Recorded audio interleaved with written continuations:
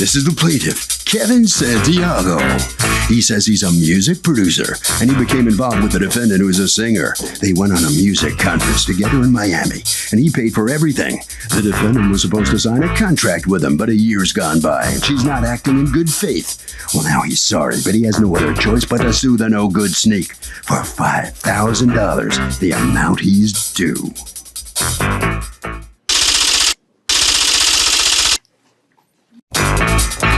This is the defendant, Keontia Hawkins.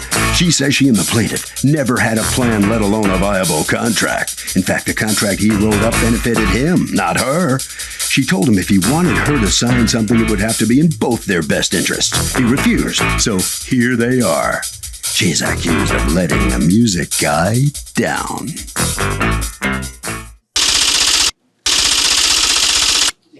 All parties, please raise your right hand. Litigants have been sworn, Your Honor. Thank you, Douglas. You're welcome, ma'am. Kevin Santiago, you are suing Keontia Hawkins for $5,000 that you say she owes you in damages as a result of her not signing a contract with you as you'd hoped. Okay, tell me what's going on here. I met Kiki, she's known, maybe in 2009 in Miami at Winter Music Conference, which is a big music conference for all of the artists and producers and record labels in the house or electronic music genre. And I met her there, and she had given me a CD, and maybe a few months after I got back, I reached out to her and said, hey, listen, I really like your voice. She's a wonderful singer, and, can we work together? Maybe then, or maybe at some other point, she said, you know what, you're the only person that ever reached back out to me from me having distributed these CDs. She said, I have music that I recorded, and maybe you can make your own mix of this music. So she gives me some music that she had done already. And it wasn't particularly suitable for dance music. I tried a little thing, I sent it to her, I said, I like this, but I can't really work with it. Would you like to come into the studio with me and record some original tunes? Right? She said, sure. I went and secured studio time. Okay. Was there some agreement between the two of you in place at this point on working together? I'm getting So the answer is no, not yet. Not until she gets to the studio. Okay, she gets to the studio. She gets to the studio. Before anything is said or done, I tell her what my terms and how I usually work. And what were the terms you told her? I told her that, hey, listen, I might not be able to pay you up front for singing, but I told her I would be happy to split everything and anything that we make from this music 50-50. Okay. How many clients do you have right now? How many artists do I work with? Yeah. At least a half a dozen. Is this what you do all day long? Or is this? And this is the same agreement that I have with every artist that I work with. Why didn't you just have her sign an agreement then? We didn't have one written up. We didn't have any music done. But if you have this with every client, why wouldn't you have one written up right in your drawer? This was 2 years ago. I've only been doing this type of music and this genre for 3 years. So I was a new entity at the time. A whole year. So according to you, you tell her we're going to split things 50-50. Yes. And she says yes? She says yes. And then what happens? Then we go about the business of recording music. Okay. And now the 50-50 is just for sales or any payments generated from what you're about to do right there in that room? Right. Okay. From sales, licensing, anything. Okay. But just the songs you're recording right then. Not if she goes out and she gets a gig, you don't get 50% of it. You're not her manager. At all. This is just that project. Okay. So what happens? So we make the music and it turns out to be good. Uh-huh. This was in the winter of 2010. So it's getting to be the time where the music conference is coming up again. And I'm telling Kiki, hey, listen, would you like to be at the music conference? We can really get the music to different labels and see what the interest is. And she says, I can't go. I don't really have the means. Okay. Right? I don't have the money to go down to Miami. I said, Kiki, listen, I happened to have come into a little money at that time, and I was able to pay for a ticket. I was able to rent the condo that we stayed in, and we went. Okay, but before she boards, what's the understanding of who's paying for what? This was the understanding the entire time was that I did not want any of the money back. Okay. Right? But that you expected 50% of the sales. Of any money that was made on this project. But you still don't have her signing a contract. Still no contract. Months and months have passed now. Only 2 months have passed since we have finished product. Okay, so and now she flies down. She flies down on to your Miami. nickel, right. Stays in the place you rented. Right. And then how does that week go? Week went fine. Everyone loved Kiki. Everyone loved her voice. Everyone loved the music that we made. Okay. We come back from Miami, and in Miami, she met and started dealing with an old friend of mine who happens to be an attorney. And we came back from Miami with her understanding that he would represent her. He lived in Miami at the time. Ishmael Muhammad. So she ends up meeting him, your friend. She meets him. Actually, you start dating him, right, or something? Yes or no? Yes. Okay. And then what happens? So we come back to New York, and now it's time. Now I have the time to present her with a contract. I have a need to present her with a contract, right? I present her with an agreement that says what we stated in the studio that day. All right, now she won't sign it, but is this stuff selling somewhere anyway? No, it's not. So, I'm negotiating with Ishmael for months. Not negotiating, but he's not responding. He's not responding to anything. I thought he was an old friend of yours. He's not responding to any emails. He's not responding to any calls. So what you're suing for then are the expenses that you've incurred, the flight to Miami, the condo rental, recording costs for 3 songs. $1,435. Those are your fees, you mean? Yes. Okay, and $4,250 total estimated value of song remixes. Right. Now, what's that? I paid cash to a couple of remixers that are very notable, and I took their fee and divided it in half for the rest of the remixers that might not be so well known. Okay, Ms. Hawkins, let me hear your response to this stuff. According to him, you guys had an agreement in place that was verbal, that you'd split 50-50, and then all of a sudden, when you got too big for your britches, you wouldn't sit down and negotiate. What's going on? Okay, that is not completely correct. When I first approached Mr. Santiago, I did meet him at the WMC in 2010. At that time, I gave him a copy of my song, Twirl, which I had been distributing to a number of different people networking and stuff. Is that why it's here? Oh, can I hear it? Can I hear just a little bit of it? Plaintiff is a wheelin' and dealin' music producer who wanted to sign the defendant, and he foot the bill for an expensive conference in Miami, and the whole thing fell apart.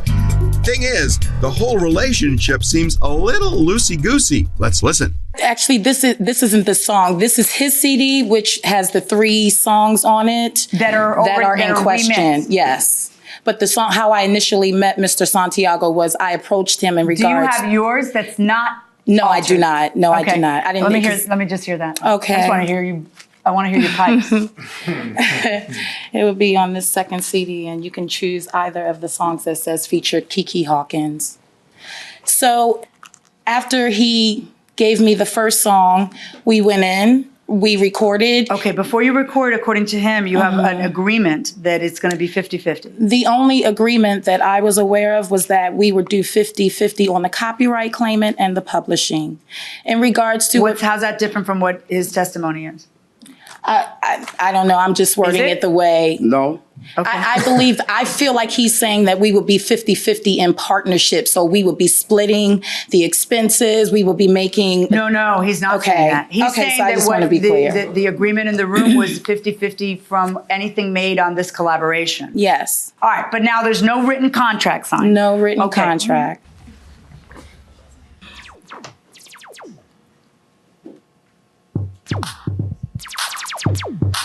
Hey, girl. Yeah. Right now, the way I'm feeling, it's like I'm going crazy. I'm going crazy too. For who? For you. Don't play with me like that, girl. With your brown cocoa skin. I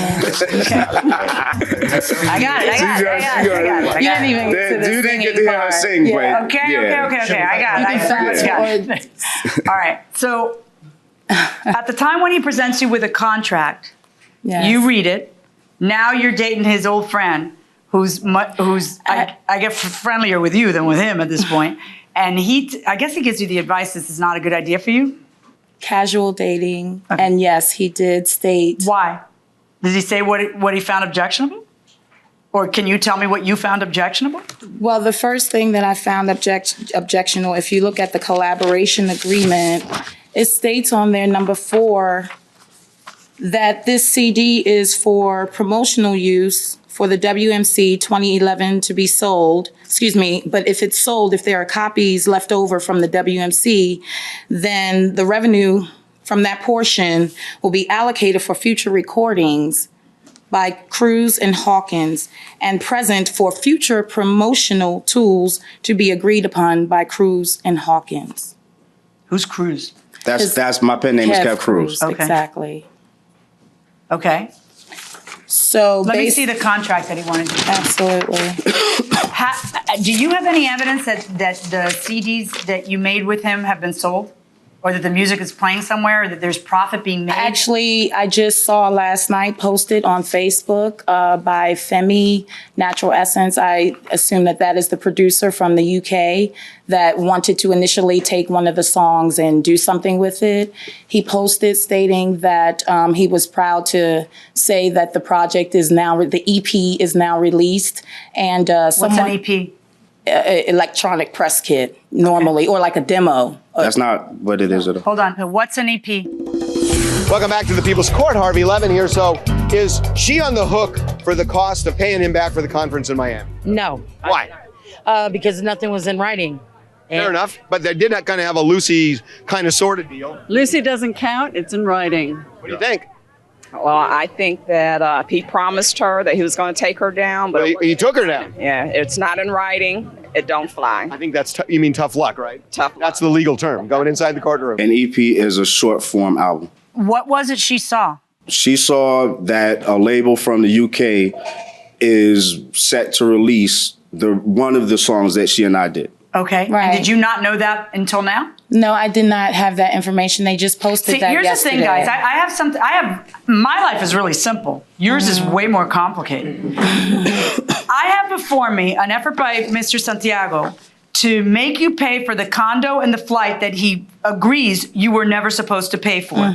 Because he's angry that you won't sign something that he agrees he never got you to sign. Right. Okay? I have absolutely no problem with you deciding, hey, there's a lot of other stuff here we didn't make details of, and I don't really like how that reads. And you have the perfect right. It's shame on you if you didn't have the savvy, because you were new at it, to get her on paper beforehand. But she's not forced to sign a future contract you haven't come up with. If she doesn't like it, she doesn't like it. But now, you guys have a verbal contract that, according to the testimony that just came out in this courtroom, you both agree that you have that verbal contract to split any money that's made 50-50. But all these other things weren't agreed to. So you don't have to sign this contract. You certainly don't have to pay for stuff you were never supposed to pay for. You like the recording costs and all this other stuff. All right. But you have a right, because she's already testified she did agree to it, to make 50% of her, but you also have an obligation to pay her 50% of the price. Sure. So all this stuff is in the future. It's prospective. You understand? Because you're telling me that no money has been made. No. You're testifying under oath that zero money has been made. Zero money. Well, I'm telling you that when it is, you got to split it with her 50-50. I'm under the full understanding of that. But my question to you is, why now do you want this? Because it lets you do what that you can't already do on the verbal contract? It's just cleaner.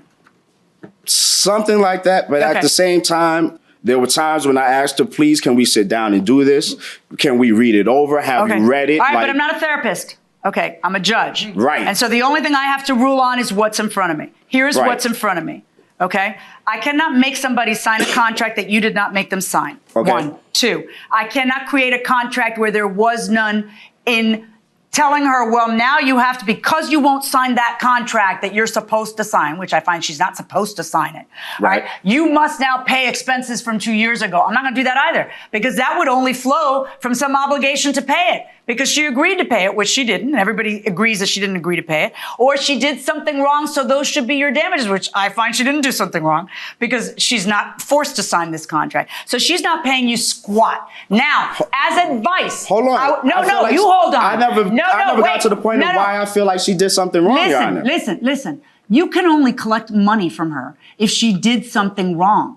That's how it works in a court of law. She has to have breached a legal obligation, which then damages that happen to you flow from her breach. She did nothing wrong. There is no breach. The refusal to sit down and work with you is not a breach. You do not have to pay him anything.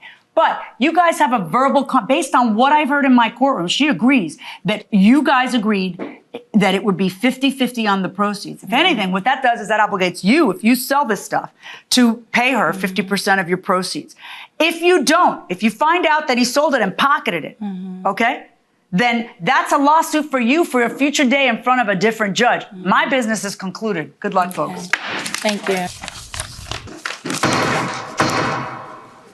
And so here's the plaintiff coming out of the courtroom right here. What's your first thought about the outcome on this case here?